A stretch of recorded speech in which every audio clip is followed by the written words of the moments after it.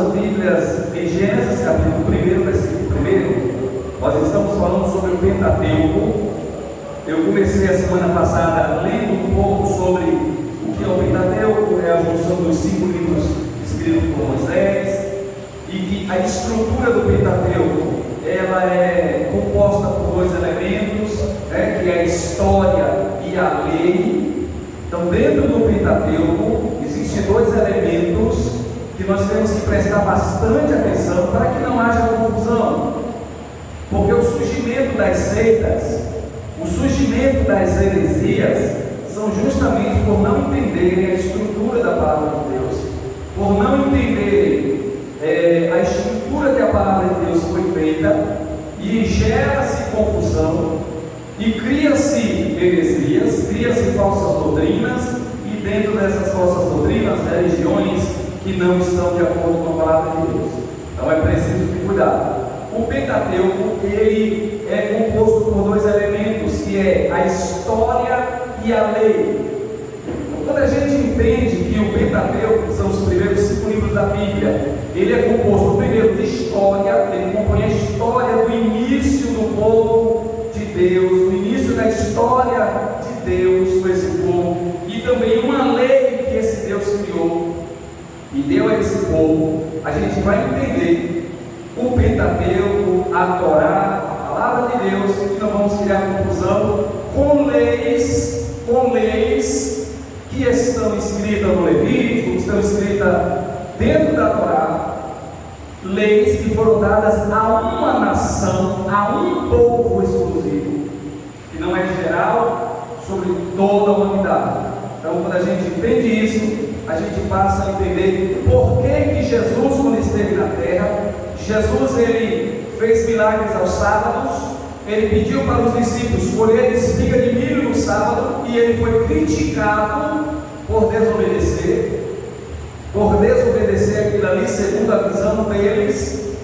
E Jesus ele vai explicar que na verdade eles não entenderam as escrituras, e então estavam criando confusão em tudo aquilo ali. Mas vamos lá, Gênesis capítulo 1, versículo 1, vamos ler apenas o versículo para os irmãos poderem sentar e nós continuarmos em nome de Jesus. No princípio criou Deus os céus e a terra. Verso 2: a terra, porém, estava sem forma e vazia, e havia trevas sobre a face do abismo, e o Espírito de Deus pairava sobre a face das águas.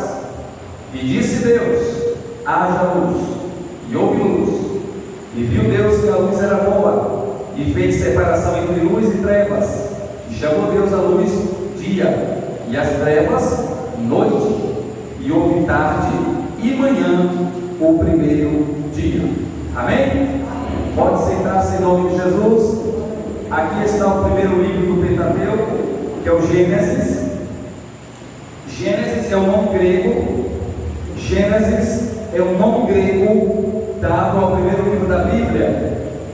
O nome do primeiro livro da Bíblia no hebraico é Bereshit. Bereshit, que quer dizer no princípio. A primeira frase do livro é o que compõe o seu nome. No princípio criou Deus os céus e a terra. Então, entendendo que o Pentateuco ele está baseado em 2 elementos, que é a história e a lei, nós vamos entender que os primeiros 5 livros da Bíblia, ele começa com a história do povo. Vamos iniciar pelo Gênesis. O Gênesis ele começa primeiro tratando sobre a criação da humanidade, a criação do mundo, a criação de todas as coisas. E nós temos aqui nos primeiros versículos, nos primeiros versos, e no princípio Deus criou os céus e a terra, e Deus ele vem criando. A terra era sem forma e vazia. Se nós fôssemos, irmão, pegar esses textos, esse primeiro texto que nós lemos, e nós fôssemos pregar ele, ou ensinar os irmãos, dentro das teorias que existem dentro do Gênesis, a gente passaria talvez o mês todo só pregando nesses primeiros versículos aqui. Como por exemplo, existe uma tal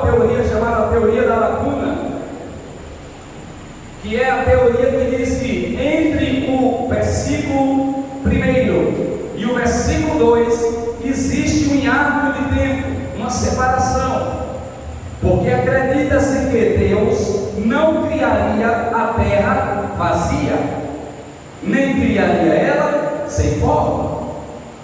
Então, no primeiro verso diz: no princípio criou Deus os céus e a terra. Ponto. Ponto. No verso 2, no versículo 2 diz: a terra, porém, estava sem forma e vazia. Acreditam alguns na teoria da lacuna, e não é isso que eu vou pregar. Acreditam aqueles que creem na teoria da lacuna, que do versículo 1 ao versículo 2, algo aconteceu para que a terra se tornasse sem forma e vazia, porque Deus não é Deus para criar nada sem forma e vazio. Se Deus criou a terra, acreditam eles que Deus tenha criado a terra perfeita, mas acontece algo, e esses que acreditam na teoria da lacuna, acreditam que foi neste período, neste espaço de tempo, que Satanás foi jogado do céu para a terra, e que a sua queda causa uma explosão.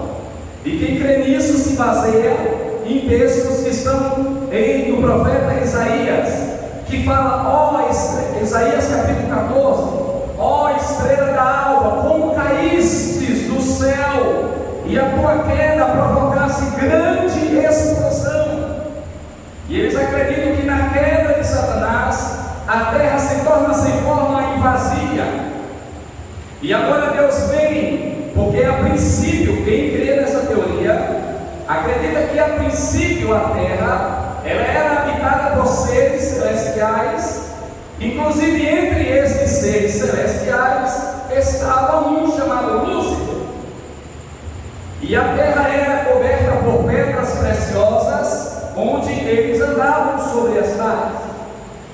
E que quando ele cai, essa terra fica sem forma e vazia. E agora Deus vem dizendo: irei restaurá-la para que outros habitem sobre ela, e que o ser humano habite sobre ela. E quando Deus vem, a terra está sem forma e vazia, porque no versículo 1 diz: no princípio criou Deus os céus e a terra.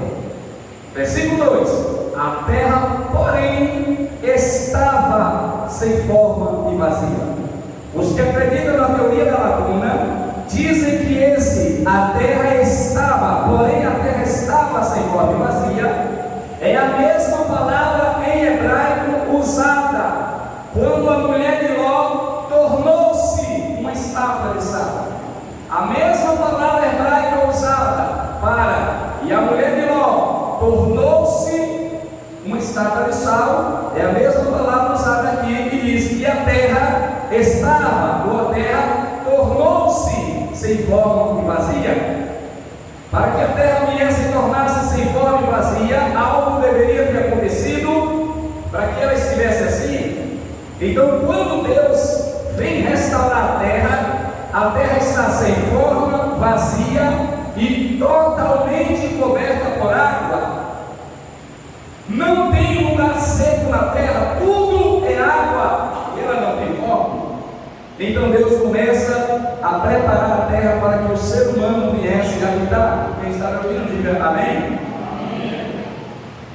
E o interessante é que quando Deus vai criar os céus e a terra, verso 2, diz que a terra ela estava sem forma vazia, mas tinha água sobre ela. E que Deus, quando chega, ele primeiro acende a luz, ele diz: haja luz. E quando ele acende a luz, ele separa as águas. Ele separa as águas e faz a porção seca aparecer. Leia comigo, quem está aí com a Bíblia aberta, o verso 9. Aqui Deus já disse: haja luz, e houve luz. E Deus fez separação entre a luz e as trevas. E Deus chamou a luz de dia e chamou as trevas de noite. E o primeiro dia teve tarde e teve manhã. Depois Deus veio e disse Deus, no verso 6, que haja firmamento no céu, no meio do céu, das águas, e separação entre águas e águas. E fez Deus o firmamento, e separação entre as águas debaixo do firmamento e as águas que estão sobre o firmamento. E assim se fez, e chamou Deus o firmamento de céu. E houve tarde e manhã no segundo dia. E disse Deus: No versículo 9: ajuntem-se as águas debaixo do céu em um só lugar, e apareça a porção seca. E assim se fez. A terra era toda coberta por água.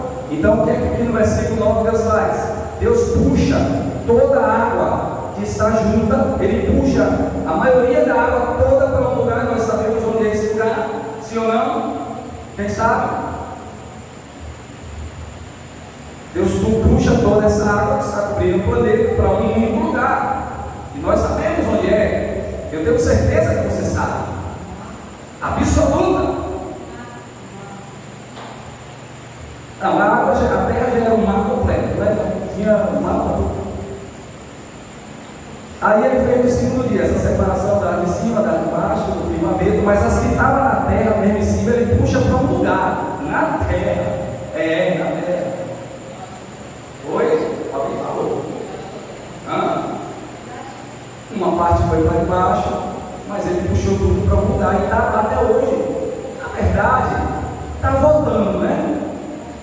Está voltando porque estão derretendo, né? Estão descongelando. Será que com essas pistas não vai? Eu vou chegar lá. Ele puxou tudo para um lugar onde a água está completamente parada, mas aos poucos ela já está retornando. E o nível, muitas das vezes, vão subindo porque elas vão voltando, né? Ele puxa tudo para lá. Ele diz: ajuntem-se as águas todas em um único lugar, para que apareça a porção seca. Na verdade, uma parte da água foi para lá, apareceu uma pequena porção, porque nós sabemos que o planeta ele é mais água do que terra, certo? Então, se aquilo que Deus puxou para aquela região, eu sei que você sabe, aquela porção de água que Deus puxou para aquela região, Deus deu um estado para aquele conjunto de água. Ele mudou o estado da água, que era líquida, puxou para o lugar e mudou o estado dela. E ela congelou. E ela empedrou. Onde é que tem mais índice de água congelada no planeta Terra? Polo Norte. Ele puxa toda a água, congela, e a água está lá toda congelada. Toda a água que antes cobria o planeta está toda congelada no Polo Norte. Ele puxa a água, porque aqui diz, verso 9: ajuntem-se as águas debaixo dos céus em um só lugar, e apareça a porção seca. Ele puxa, congela, aparece a porção seca, para que o homem passe a habitar. Então nós temos aqui Deus aqui uma narração do princípio das coisas e como Deus originou todas as coisas. Nós estamos aqui dentro do Pentateuco falando sobre a história. Depois nós vamos falar sobre a lei. Quando é, pastor, que nós vamos falar sobre a lei? Quando nós já tivermos uma nação preparada, quando nós já tivermos um povo preparado. Porque para quem Deus vai dar uma lei, senão para uma nação, para um povo, para uma geração? Então nós estamos aqui no princípio, quando não tem nem ser humano na terra, só tem água. Deus puxa a água, faz a porção seca, Ele organiza tudo no planeta para que o ser humano passe a habitar, para que o ser humano sobreviva aqui. Não há lugar nesse universo que nós, seres humanos, venhamos conseguir a sobreviver. Ninguém sobrevive fora do planeta. O Elon Musk todo dia está soltando, quase todo dia está soltando foguete, tentando buscar planetas que estejam mais próximos da Terra, porque eles estão vendo que a situação climática está muito confusa, o sol está muito estranho, o sol está muito complicado essa situação, e todo mundo está percebendo, quase todos os dias tem tempestade solar, quase todos os dias. E o planeta, o sol está muito estranho, e o clima está estranho, e tudo está estranho, porque tudo aponta para o fim.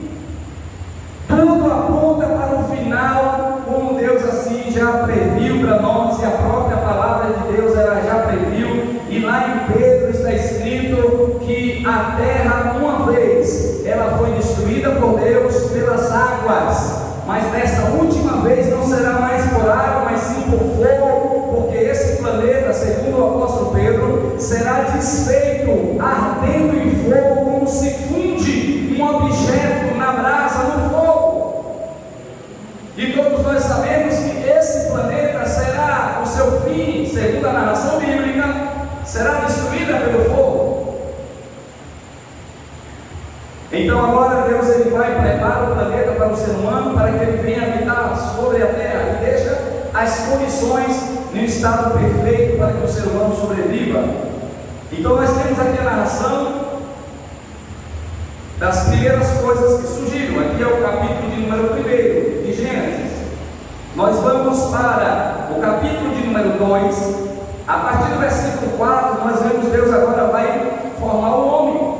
A Bíblia vai falar sobre a formação do homem e da mulher. No versículo de número 4 diz assim: essa é a gênese dos céus e da terra. E vai uma repetição de como Deus criou o homem. O versículo 7 diz assim: então formou o Senhor Deus o homem do pó da terra e lhe soprou nas narinas o fôlego de vida, e o homem passou a ser alma vivente. O versículo 7 do capítulo 2, nós vemos Deus criando agora o ser humano para viver na terra. E aí nós conhecemos aquela história que primeiro Deus cria o homem, coloca ele sobre o governo do jardim do Éden, e o homem a princípio é feito sozinho, não foi feito uma varoa para ele. A gente não entende, alguns filósofos atuais, não os antigos, filósofos atuais dizem, e principalmente as filósofas, as mulheres que querem filosofar sobre essa questão, dizem que Deus não criou a princípio a mulher para que o homem sentisse falta dela, para que o homem sentisse falta de algo que lhe completasse. E se nós vamos ver a história, de fato isso é verdade. Porque quando Adão é criado, ele começa a administrar o jardim, ele percebe que todos os animais que estão no jardim têm uma fêmea ao seu lado. E isso, irmão, é muita maldade, não da parte de Deus, né? Isso é uma forma de falar, um eufemismo. Deus cria todos os animais com a fêmea do lado, todos os animais de todas as famílias dos animais com a fêmea do lado, e dá a missão para quem colocar nome deles? Adão. Adão começa a colocar nome nos animais e percebe: olha, você vai ser o gato. E ele vê que do lado do gato tem uma gata, e ele diz: então você será a gata. E ele olha para o lado e diz: mas eu não tenho nenhuma gata, né? Ele vai para o outro e diz: você vai ser o leão. E ele olha aqui do lado do leão, tem uma leoa. E ele olha para o lado dele e diz: não tem leoa. Não tem leoa. E aí o homem vai se sentindo, claro, sozinho. Vai se sentindo só no meio de animais que tem seu casal, formando seu casal. E a Bíblia diz que todas as coisas que Deus criou, olha aqui para mim por favor, que tudo que, se nós formos ler o texto do capítulo 1, diz que Deus criou a luz e viu que a luz era boa, e Deus fez separação e viu que isso era bom, e Deus separou as águas do firmamento, chamou o firmamento céu, e Deus viu que isso era bom. Deus criou os luminares, os maiores e os menores, e viu que isso era bom. Só que Deus criou o homem, colocou o homem para administrar o planeta, para colocar nome e tudo, e observou que o homem estava só. E Deus viu que não era bom. A única coisa no jardim que não era boa era o homem só. Deus disse: viu Deus que não era bom que o homem estivesse só, e disse: vou fazer para ele uma companheira, uma adjuntora. E ali ninguém sabe quanto tempo Adão ficou naquele jardim sem uma companheira. E Deus vem e faz uma companheira. E quando Deus faz, aqui é algo lindo, maravilhoso, porque quando Deus ele cria os céus, a terra, ele apenas usa a força da sua palavra. E disse Deus: haja luz, e a luz apareceu. E disse Deus que as águas se juntem todas em um só lugar, para que passe a porção seca, e as águas voaram sozinhos e foram para lá pelo poder da palavra de Deus. E Deus disse que apareçam os luminares, e aparece primeiro o sol, que é maior, depois vem a lua, e Deus coloca os dois luminares, o maior para governar o dia e o menor para governar a noite. E Deus faz tudo isso com o poder da sua voz, dizendo: apareça, haja. Mas quando Ele vai fazer o homem, Ele vem para a terra, Ele inclina-se sobre a terra, e Ele apalpa a terra, e Ele faz do pó da terra o homem. Mas antes que Deus faça isso, Deus faz uma reunião no céu. E nós falamos de Trindade antes de entrarmos aqui, não foi isso? E Deus fala em Trindade, dizendo: façamos o homem à nossa imagem, conforme a nossa semelhança. Há quem diga: ah, pastor, ali o façamos, ele está falando com o mundo espiritual, ele está falando com os anjos. Não, Deus não está falando com os anjos, porque quando Deus diz façamos, Deus está dizendo: eu tenho o poder de criar. Você, que é o Filho, tem poder de criar. Você, que é o Espírito Santo, tem poder de criar. Então façamos o homem à nossa imagem, conforme a nossa semelhança. Então, quando Deus cria o homem, é Pai, Filho e Espírito Santo que estão formando o ser humano. E quando Deus cria o homem, Deus cria o homem em corpo, alma e espírito, para ser conforme a sua imagem e conforme a sua semelhança. Então Deus cria o homem com a sua própria mão, e há quem diga que o motivo disso é para que em mim e em você tenha as digitais daquele que nos criou. Nós não somos fruto da evolução, não viemos da evolução da ameba, dos animais, do macaco, não, nós somos criaturas feitas pela mão do próprio Criador. Ele apalpou o barro, Ele apertou o barro, Ele formou o barro, Ele modelou o barro e deu vida ao barro. Ele deu um fôlego de vida ao barro. E chega um dia que esse fôlego de vida que Ele deu, Ele requer para Ele novamente, e o homem volta a ser barro novamente. Porque nós somos barro, somos barro, mas temos o sopro divino dentro de nós, que nos faz vida, que nos dá vida, que nos faz sentir a vida, que nos faz viver a vida, honrar a vida e glorificar a vida. Quando esse fôlego é tomado para Ele novamente, quando Eclesiastes diz, e quando morre o homem, o corpo vai para o pó volta para o pó, mas o espírito retorna para Deus. Que espírito é esse que retorna para Deus? É o fôlego de vida, é aquilo que Deus soprou em nós. Era barro sem vida, era barro sem vida. Quando recebe o fôlego que Deus sopra, nós somos vida, nós nos tornamos almas viventes. Quando Deus requer esse fôlego novamente, nós retornamos ao barro, nós nos retornamos ao pó de onde nós viemos. Então Deus, Ele cria o ser humano, Ele cria o homem. Quando Ele vai criar a mulher, Ele não faz um outro boneco, Ele não forma um outro boneco independente como Ele fez Adão. Ele fez Adão, Ele formou aquele boneco. Quando Ele vai criar a mulher, Ele primeiro é necessário que Ele adormeça o homem. Porque primeiro, olha para mim aqui por favor, Deus é muito inteligente, é inteligentíssimo. Deus cria os animais, o macho e a fêmea. E Deus dá uma ordem, que todos cresçam de acordo com a sua própria geração. Um gato não pode parir um cachorro, tem que parir gato. Um cachorro não pode parir um gato, tem que parir um cachorro, porque tudo obedece ao seu nascimento. É assim que Deus criou as coisas. Então, quando Deus cria os animais, Deus cria a fêmea, Deus cria o macho, Deus coloca no jardim, Deus coloca Adão. Adão não tem uma fêmea, uma mulher ao seu lado. Então Deus diz: Adão observa e diz: não, de todos esses animais não pode se achar nenhum para ser a minha companheira. Em todos os animais não tem como, não bate, não une. Animal com ser humano, só o afeto, só o carinho, a aproximação, nada mais do que isso. Não há como haver uma relação. Então Deus deixa uma coisa bem clara: para ser mulher de Adão, tem que sair de Adão.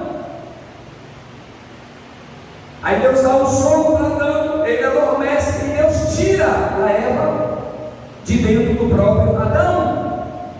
Ele tira a costela dele e da costela ele forma a mulher. E ele traz essa mulher. A Bíblia diz aqui que ele formou a mulher da costela que ele tirou do homem, pois Deus fez cair um sono muito pesado sobre ele. Ele adormece, Deus abre o lado, retira uma costela, e dessa costela Deus forma a mulher e fecha o lugar com carne, fecha o lugar que ele abriu com carne, e daquele osso ele forma a mulher. E a Bíblia diz que ele trouxe a mulher. É aqui que os rabinos dizem que acontece o primeiro casamento, porque os rabinos eles dizem que a tradução judaica diz que quando Deus ele vai trazer Eva para encontrar Adão, Adão está em um canto do jardim sozinho, já acordou da cirurgia, já está cicatrizado, porque quem cortou foi o médico dos médicos, quem cicatrizou foi ele, não deu ponto, não fez nada, só fechou o lugar com carne, mas não deixou nem lugar, nem cicatriz no lugar. Eles acreditam que nesse momento Adão está lá. Que surpresa será que Deus vai me fazer? Ele me deu um lockout aqui, dormi até agora, acordei atordoado, parece que está me faltando alguma coisa do lado de cá, ou do lado de cá, não sei. E os rabinos dizem que de repente, houve-se no meio do jardim aquele vento que vem soprando, balançando todas as árvores. E quando Adão olha, diz que é Deus que vem, com as mãos ele vai mexendo na cúpula das árvores e vai balançando, criando aquele movimento lindo. E diz que as pétalas das rosas começam a voar, e Deus vem com ela do lado. E ele vem passeando com ela, dizendo: olha, está chegando agora, hein? Ele vai ficar muito feliz com a tua chegada. E Adão está lá esperando, e Deus vem tocando na cúpula das árvores e as pétalas das rosas voando, e Deus diz: eis aqui. A Bíblia diz que Adão olha nesse momento, olha para trás, e de repente vê uma cena linda. Deus, de braços dados com a sua varoa, dizendo: olha aqui o presente que eu tenho para você. E diz que aí Adão compõe aquela poesia mais linda que existe: essa agora é carne da minha carne e osso dos meus ossos. Essa será chamada varoa, porque do varão foi tomada. E aí houve o primeiro casamento. Ali Deus uniu o primeiro homem e a primeira mulher, e disse: vão, cresçam, multipliquem e encham esse jardim de meninos, cresçam, sejam felizes, façam filhos e povoem a terra. E olha que a terra é grande, faça filho. E eles saíram felizes, casados na presença de Deus. O livro do Gênesis é o livro das origens, é tudo o primeiro. É o primeiro homem, a primeira mulher, o primeiro casamento, o primeiro filho, o primeiro ciúme, o primeiro homicídio, o primeiro crime, o primeiro pecado. Tudo é primeiro no livro de Gênesis. Tudo é o princípio, tudo é o início, tudo é Bereshit aqui. Tudo começa aqui. E quando nós vemos a narração, nós temos o capítulo de número 3. Quando nós vamos para o capítulo 3, é uma tristeza, é as trevas agora, porque tudo estava feliz, o jardim estava lindo, estava tudo brilhando. Um casamento aconteceu. Ali o primeiro casal está debaixo da bênção de Deus, da bênção que Deus colocou sobre eles. Eles estão unidos, estão em propósito para obedecer a voz de Deus. Mas existe o tentador. No capítulo 3, a primeira tentação. No capítulo 3, a queda. Nós vemos aqui quando o homem cai, quando a mulher cai. foi tentado por Satanás. Satanás veio disfarçadamente, usou um animal que havia no jardim, uma serpente. Tudo que é serpente as pessoas querem dizer que é o diabo, mas o diabo usou aquele animal. A serpente é um animal. A serpente não é o diabo, é um animal. E o diabo usou aquele animal para se aproximar da mulher, para tentá-la. Porque Deus, ele, quando cria o jardim, coloca o homem e a mulher. Quem está me ouvindo, diga amém. Deus, ele coloca a primeira lei. A primeira lei ele coloca sobre o planeta. Ele diz: olha, no jardim nós temos, no meio do jardim tem uma árvore que vocês não podem tocar, vocês não podem comer dessa árvore. Vocês podem comer de todas as árvores que estão sobre o jardim, menos aquela que está no meio, porque no dia que vocês comerem dela, vocês morrerão. A Bíblia diz que o Satanás veio e colocou dúvida sobre a palavra de Deus, e o trabalho do diabo é esse. Desde o princípio, ele nunca mudou a forma de trabalhar. É fácil saber quando Satanás está agindo e onde ele está agindo. Satanás não é um 007 que trabalha camufladamente, que não dá para você perceber. Dá para você perceber. Dá para a gente saber, não precisa nem ter super dons para perceber onde o diabo está agindo. Porque tudo que o diabo faz é contra a palavra de Deus. Se a palavra de Deus ele nos dá uma ordem e nós vemos que alguém está nos levando a fazer o contrário, é o diabo que está querendo nos levar para longe da obediência à palavra de Deus. Se a palavra diz que nós devemos nos santificar, se algo nos afasta e nos distancia da santidade, pode ser que é algo criado pelo inimigo para nos afastar daquilo que a palavra de Deus manda nos fazer. Então, qual é a ordem de Deus? Não comam. O diabo vem e coloca em dúvida a palavra de Deus, dizendo: como foi que Deus disse? Ela disse: Deus disse que não era para comer, nem para tocar. Ele disse: por que não? Porque Deus disse que se tocarmos, se comermos, nós vamos morrer. O diabo disse: não é verdade? Deus está escondendo de vocês a verdade. Deus sabe que no dia em que vocês comerem, vocês serão iguais a Ele. Vocês serão conhecedores do bem e do mal, e os vossos olhos irão se abrir. Até onde é mentira e até onde é verdade. O diabo disse que se ela comesse, os seus olhos iriam se abrir, sim ou não? E quando ela comeu, os olhos se abriram, sim ou não? Abriram. Quando eles comeram, aquilo que eles não conseguiam enxergar, aquilo que sua visão não enxergava, passou a enxergar. Eles, depois que comeram, viram que estavam nus, viram agora sua nudez, envergonharam-se de sua nudez e correram na presença de Deus e se esconderam, porque os seus olhos se abriram para as coisas materiais e se fecharam para as coisas espirituais, para as coisas de Deus. Agora o homem está separado de Deus pelo seu pecado. Agora o homem está distante de Deus pelo seu pecado. Os olhos se abriram, mas se abriram para a terra e se fecharam para o céu. Amém, irmãos? Por isso que hoje, para que nós venhamos enxergar os céus, nós temos que fechar os olhos. Isso aqui é uma forma de falar, porque não é com esses olhos que nós enxergamos o céu. Nós enxergamos o céu pelos olhos da nossa fé. A Bíblia diz: nós não vivemos por vista, mas vivemos por fé. Não é pelo que eu vejo, não é pelo que eu enxergo, que eu creio, é pelo que a palavra de Deus nos revela, é pelo que a palavra de Deus nos diz. Então nós temos o primeiro, a queda. No capítulo de número 4 nós temos a narração do nascimento dos primeiros filhos, Caim e Abel. A Bíblia diz que aqui nesse momento os dois meninos vão ofertar a Deus, e a história estou narrando, porque nós estamos tratando sobre o Pentateuco, e o Pentateuco ele é baseado em dois elementos: história e lei. Eu não posso ensinar a igreja sobre lei se você não conhecer história.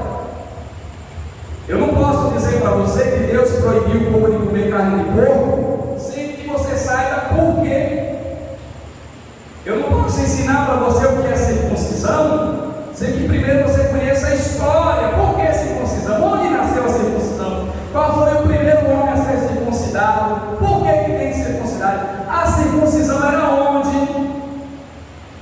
No órgão genital do menino, da criancinha, do menino. E por que tinha que fazer isso? Por que tinha que fazer isso? Por que tinha que circuncidar? Por que era obrigado? E por que hoje nós não somos circuncidados? E Jesus era circuncidado? Ele foi circuncidado?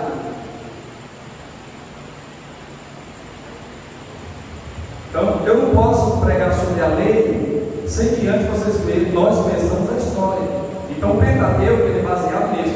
Então, às vezes, uma pessoa, eu vou ler a Bíblia toda. Ô pastor, eu quero ler a Bíblia toda. Como é que eu começo? Começa estudando a história. Começa conhecendo a história. Começa lendo a história toda. Vai lendo a história, conhecendo a história. Depois, quando você chegar na lei, você vai entender por que aquela lei. Você vai entender que por que a lei só surgiu ali. Aí tem gente que confunde as coisas, não entende as coisas. Como por exemplo, existe hoje um problema, uma discussão, uma tribulação nesse mundo, porque o mundo está incomodado. O mundo está incomodado com os dízimos da igreja. O que tem gente dizendo que não é para existir, que não pode, que não é mais, que não existe mais, porque foi da lei, e não é a lei não é para nós, que é só para enricar um, é só para enricar outro, é só dinheiro, isso, aquilo. E tem tanta gente incomodado que nunca deu uma moeda à igreja e está incomodado. O mundo todo está incomodado. Até os políticos estão querendo comandar as finanças da igreja. Até os políticos estão querendo controlar as finanças da igreja. Já tem falas com relação a isso. Por quê? E muita gente sem entendimento dizendo, é verdade mesmo, por que existe, por que não, por que Jesus não falou sobre isso, porque não conhece a palavra, não conhece a história.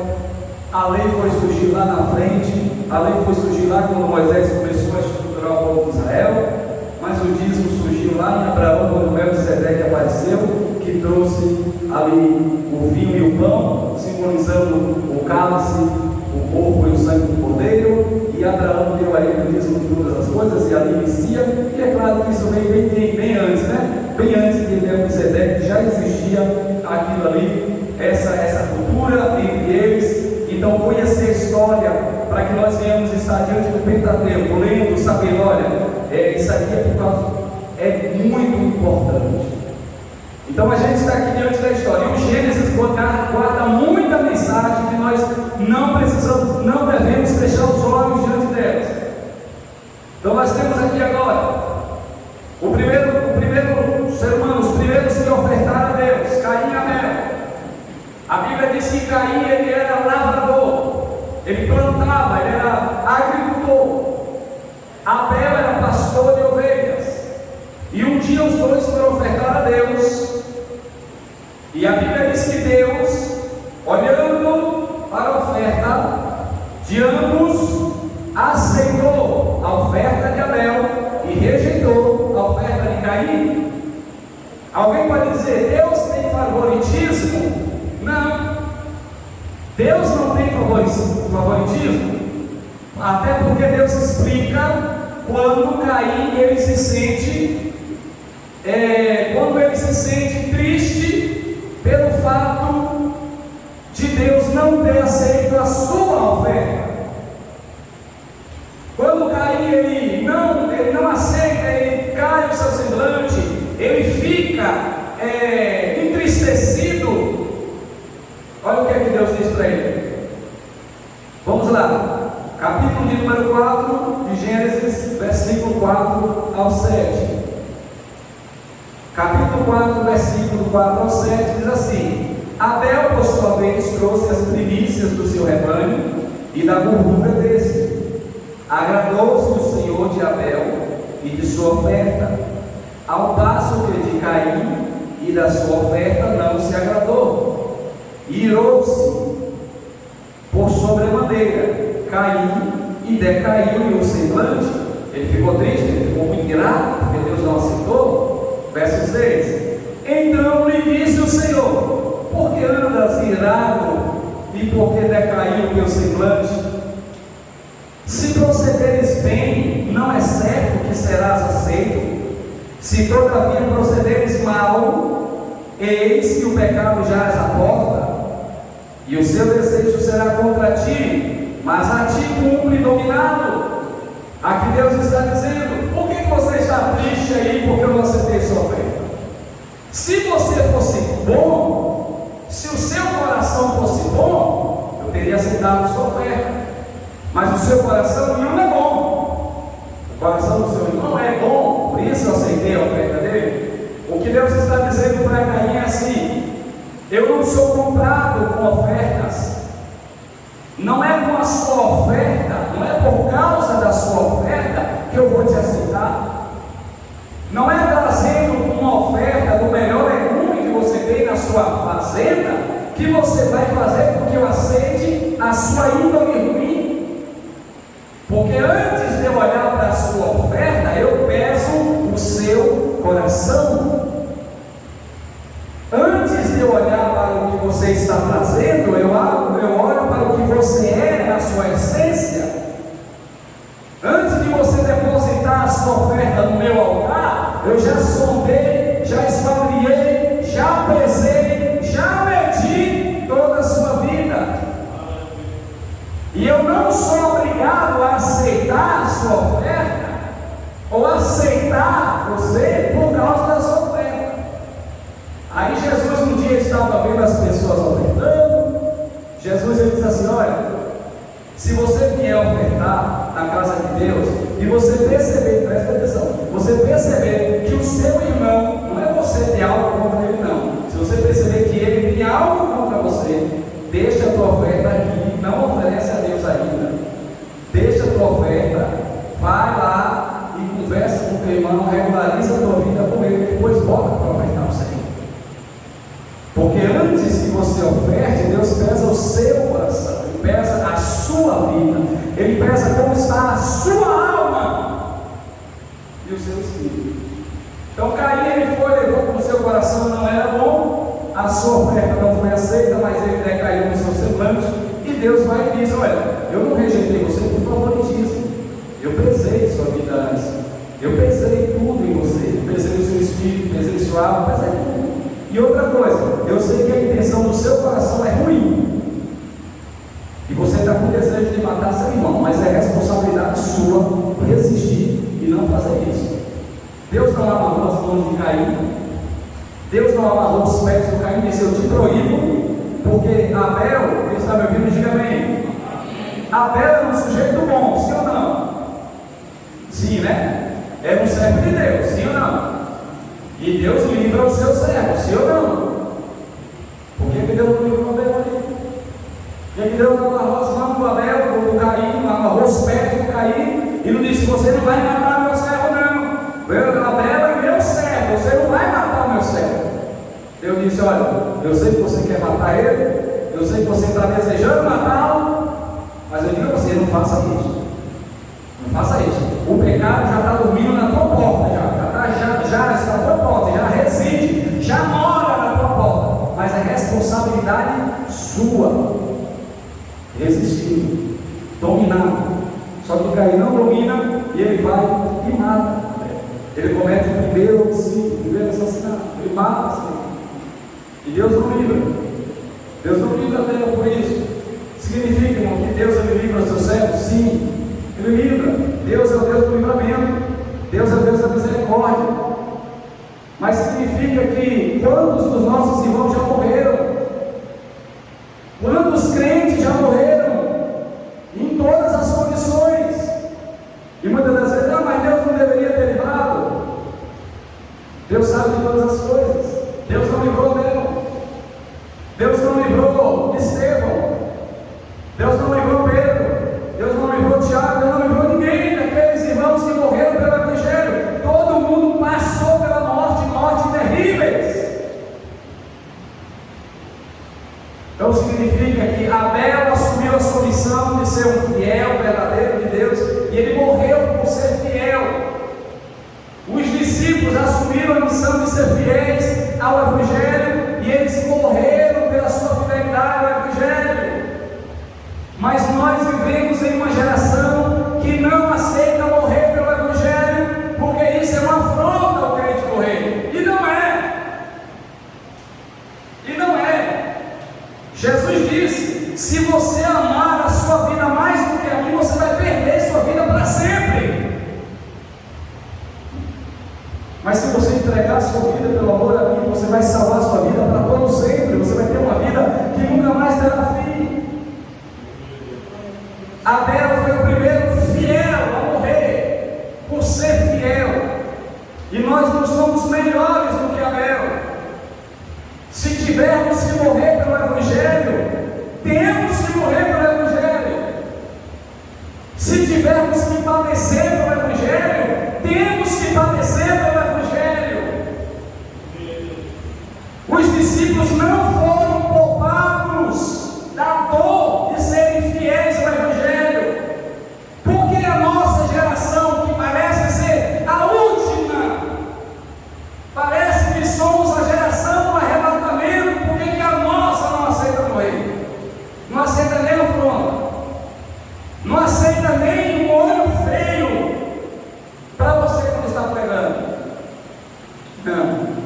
Somos fiéis assim como Abel foi fiel, e ele foi fiel até a morte, e ele morreu por ser fiel. Então nós temos um primeiro homicídio, aí Deus amaldiçoa ali o Caim recebe uma maldição.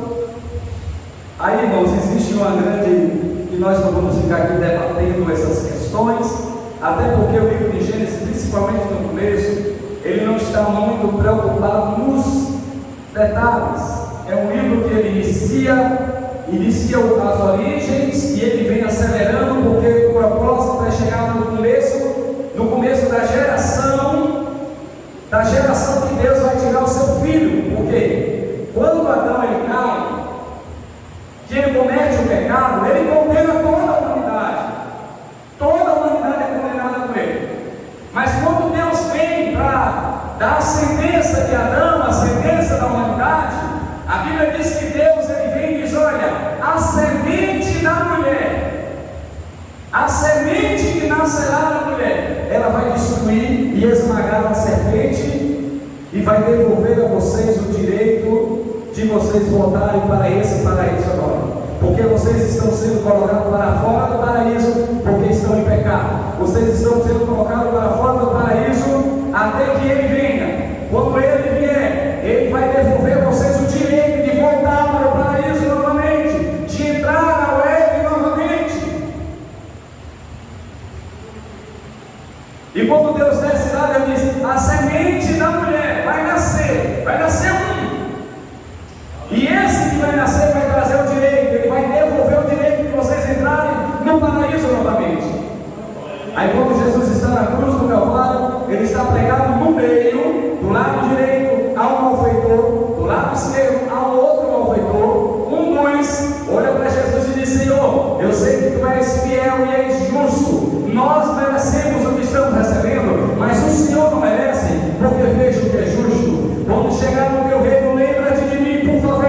Jesus olha para ele e diz: hoje mesmo você entrará comigo no paraíso. Jesus está dizendo: eu sou a promessa, eu sou aquele que veio pisar na serpente, eu sou a semente da mulher que vai levar você e todos os que me reconhecerem para dentro daquele paraíso que foi fechado no começo.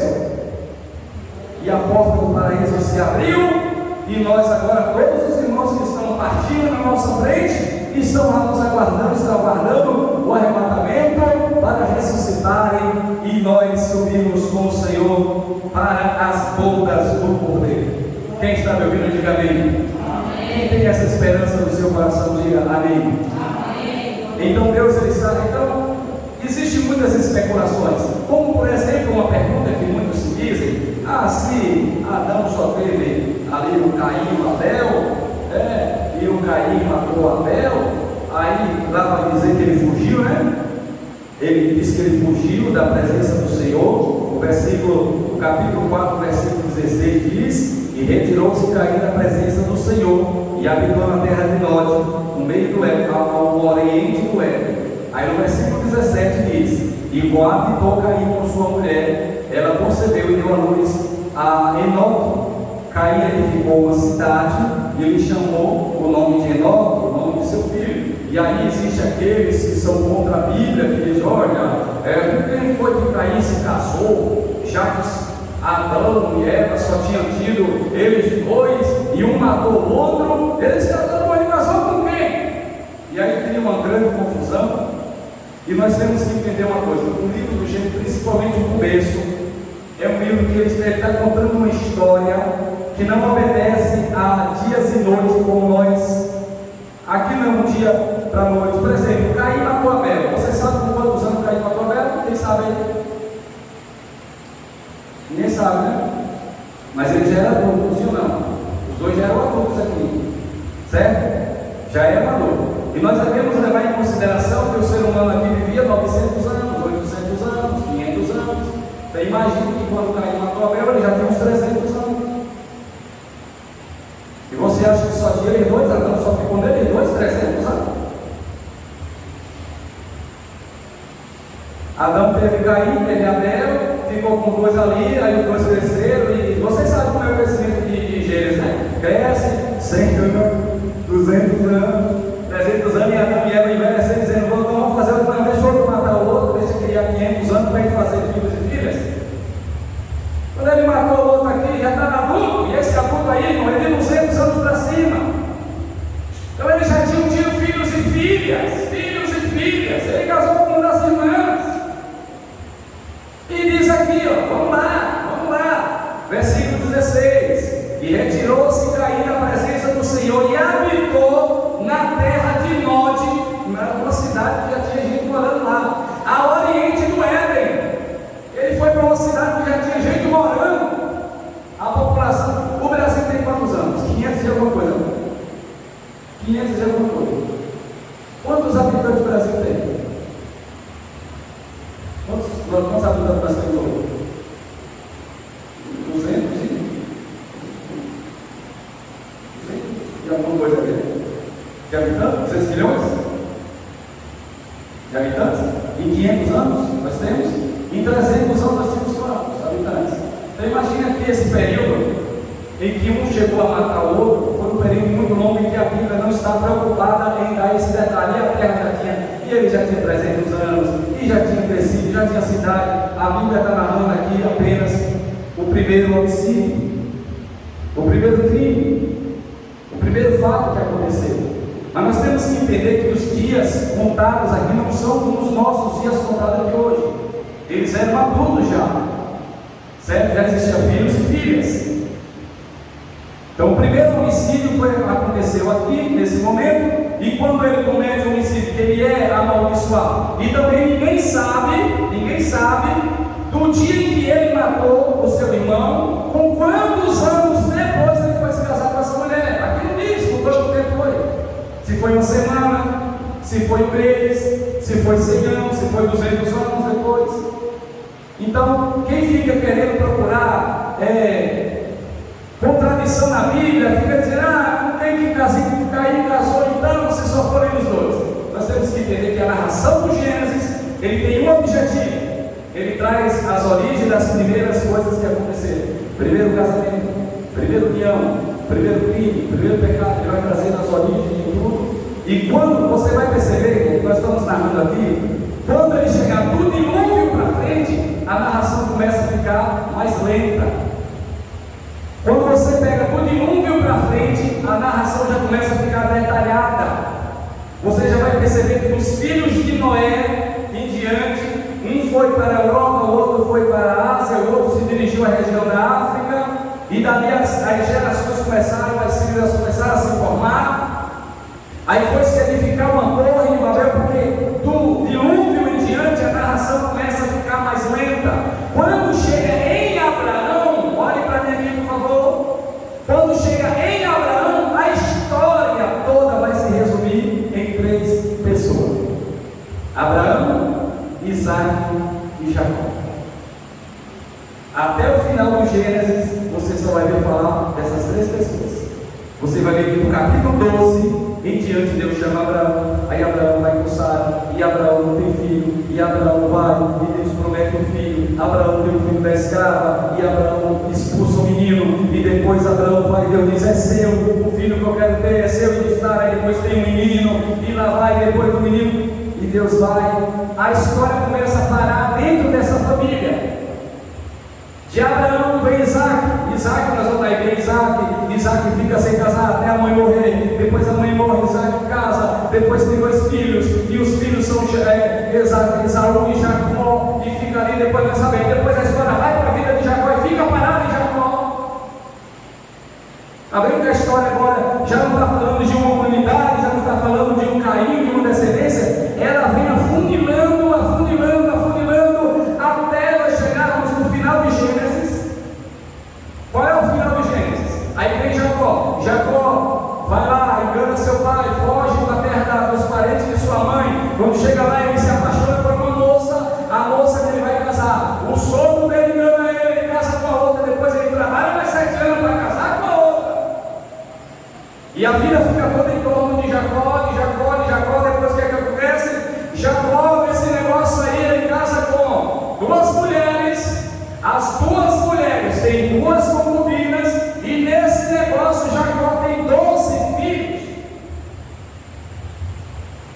E aí agora a história vai para o foco é os 12 filhos. E agora a história fica toda em cima dos 12 filhos. Vai para a história de um dos filhos, que é o José.